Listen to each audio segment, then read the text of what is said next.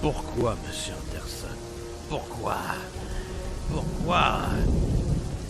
On vous a prévenu. On vous a prévenu que le coronavirus était un danger, qu'il fallait rester chez vous. Et pourtant, vous continuez à vous entêter de la sorte et vous bravez les injonctions du gouvernement. Tout ça pourquoi? Pour faire le show.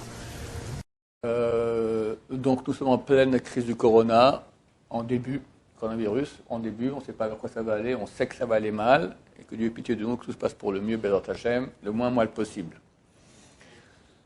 Dans ce mal, il y a quand même beaucoup de lumière, parce qu'on sait que ça amène Mashiach. Là, on a parlé hier dans le cours, les écrits de Chazal, il y a 2000 ans presque, disent que Dieu amènera une épidémie terrible dans le monde, et juste après, Mashiach y vient.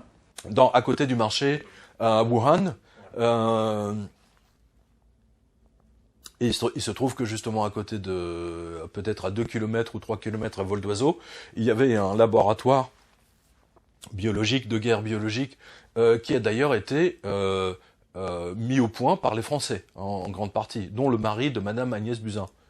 C'est intéressant. Le monde est petit. Je vous l'ai toujours dit que le monde était très petit. Bref, écoutez. Le gouvernement était au courant que c'était la catastrophe depuis janvier, mais on n'a absolument pas dit la vérité aux gens, quitte à minimiser le problème et à augmenter les risques d'épidémies graves afin de ne pas plomber nos chances aux futures élections. Quant au fait que tu nous dises, attention, moi je pensais que les élections n'auraient pas lieu, c'est pas une circonstance atténuante.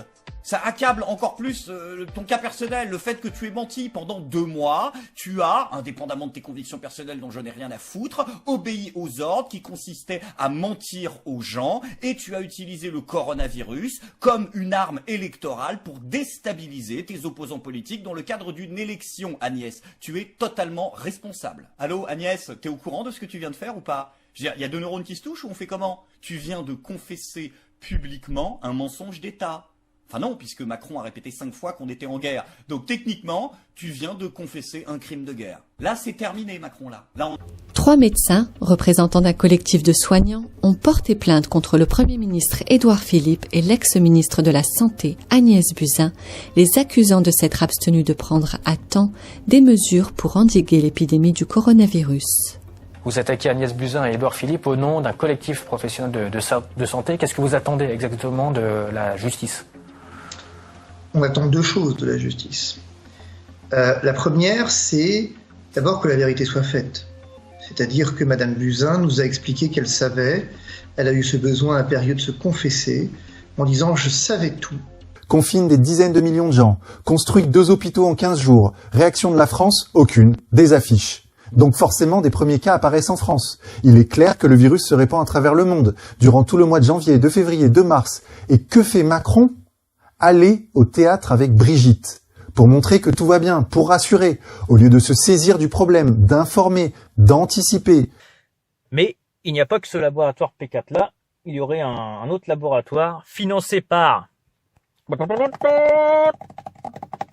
pas comment on dit, suspense, financé par... Soros. Voilà, il y a un autre laboratoire à Wuhan financé par le bien connu Soros, le philanthropiste mondialiste, qui a donc participé donc au financement et à la création d'un autre laboratoire à Wuhan, donc lié à tout ce qui est épidémiologie, études sur les virus, etc. Donc on donne tous les détails dans la vidéo, mais voilà. Bardiès. Bonsoir Thierry, je sens venir gros comme un camion sorti du chapeau du magicien, un vaccin miracle contre ce Covid et une campagne de vaccination obligatoire avec une chasse aux sorcières pour les récalcitrants. Attestation de vaccination pour aller travailler et se déplacer. On peut tout imaginer quand on voit la rapidité des mesures de privation de liberté mises en œuvre en quelques jours. Je t'avoue que c'est une question moi aussi que je me suis posée. Je pense qu'il est important d'avoir un temps d'avance. Que faire pour lutter contre cette éventualité? Se regrouper? Comment obtenir la liste des produits toxiques des vaccins? Alors là, c'est pas très compliqué. Tu vas retrouver quelques-uns obligatoirement. Tu vas retrouver à minimum, tu vas retrouver de l'aluminium.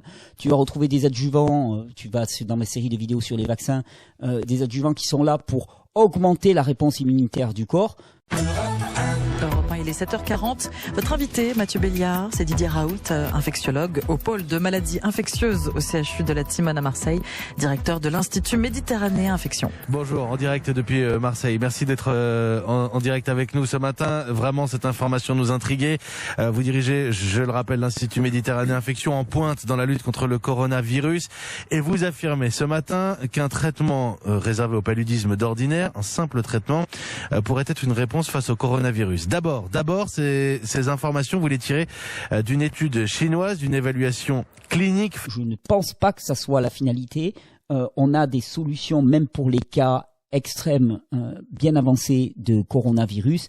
Je vous renvoie vers tout le travail aussi du docteur Raoult à Marseille, qui a montré qu'on a des médicaments, en tout cas des substances allopathiques qui sont très très efficaces, qu'on utilisait aussi pour le palu et ainsi de suite, et qui sont quand même avec des effets secondaires très très limités. Donc ça marche très très bien, avec des résultats avec une grande efficacité. Sur la question, Monsieur Retailleau, que vous avez posée s'agissant du traitement par chloroquine. Lorsque le professeur Didier Raoult de Marseille, de l'Institut hospitalo-universitaire de Marseille, m'a fait part de son souhait de faire un projet de recherche clinique, en 24 heures, je lui ai donné et fait valider par les autorités compétentes un protocole clinique lui permettant de tester le médicament qu'il a essayé, d'ailleurs une bithérapie en l'occurrence, c'est pas de la chloroquine, c'est chloroquine plus azithromycine, qu'il a testé chez 24 malades, il a publié les résultats.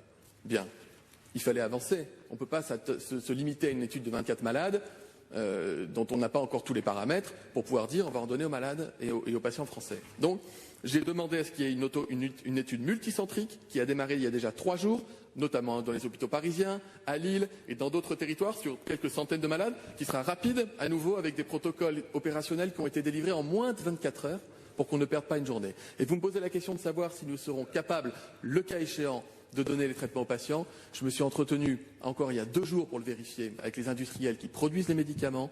Ils m'ont dit disposer aujourd'hui de 300 000 boîtes de médicaments et avoir une capacité de production de plusieurs millions de boîtes par mois. Et nous avons pris les devants, monsieur le sénateur, puisque l'exportation de ces médicaments est impossible en France depuis déjà 2 semaines par anticipation au cas où la nouvelle serait bonne. Mais je reste extrêmement prudent, monsieur le sénateur, et jusqu'ici je n'en ai pas parlé, parce que tant que nous n'avons pas la garantie de la sécurité sanitaire et de l'évidence sanitaire de l'utilité pour les malades de ce traitement, je ne veux pas en faire la promotion parce que ce serait dangereux. Nous l'avons vu il y a un mois, lorsque les Français ont commencé à se jeter sur des boîtes de chloroquine dans les pharmacies. Ce n'est pas un médicament anodin, il peut avoir des conséquences sur l'impact, l'état de santé, et je serais totalement irresponsable comme ministre de la Santé si j'en faisais aujourd'hui la promotion. Mais croyez-moi, si on peut avoir une bonne nouvelle, on aura de quoi soigner les malades français. Respectez, restez chez vous, ne bougez pas de chez vous, minimisez vos sorties parce qu'il s'agit de protéger les autres. Mais je vais vous donner cette nouvelle. D'accord ? La nouvelle vient de Bloomberg, c'est une nouvelle officielle. Elle vient du ministère, donc c'est le ministère de la Santé italien via Bloomberg. Et je vous la montre maintenant. Qu'est-ce qu'elle dit cette nouvelle ? Elle dit, pour ceux qui ne lisent pas l'anglais, elle dit que 99%, vous entendez bien, 99% de ceux qui sont morts de coronavirus avaient une autre maladie. D'accord ? Ça, c'est en Italie. Donc, les morts que vous entendez, 99%, c'était des gens malades. Je vous explique plus en détail, parce qu'il y a un fromage ici très intéressant. Et dans le descriptif de la vidéo, vous allez trouver justement...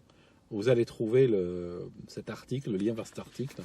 Alors le fromage dit que 48% et demi des morts, donc la moitié on va dire, avaient 3 maladies et plus.